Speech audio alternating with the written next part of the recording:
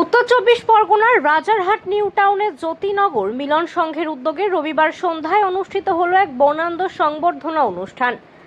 Club সংলগ্ন মাঠে নবনিযুক্ত বিধায়ক পীযূষ কানুরিয়াকে সংবর্ধনা জানানো হয়। পাশাপাশি মণ্ডল 2 সভাপতি বাসুদেব বিশ্বাসকেও বিশেষ সম্মাননা প্রদান করা হয়।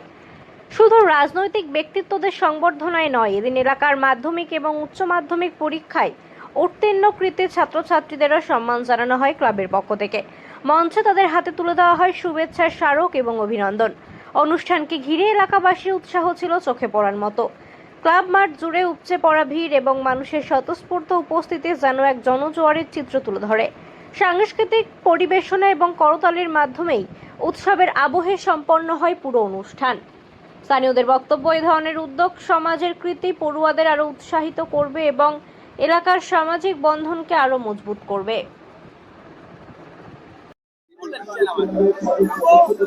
যদি তাপস চ্যাটার্জি মনে করতে পারে যে নারায়ণপুর ওর বাবার জায়গা, আমি এটাকে কিন্তু আমার বাবার জায়গা মনে করি না।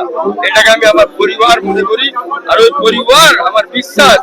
এর জন্যই তো বলেছিলাম এখান থেকে আমরা জিততে চলেছি। আর এই পুরো মূলে কান্ডারি হচ্ছে চ্যাংড়া হাতিয়ারা থেকে জগৎপুর, যাত্রাগাছি, নিউ টাউন। একজন পঞ্চায়েত প্রধান, মহিলা প্রধান, তিনি আজকে অ্যারেস্ট হয়েছেন, কি বলবেন?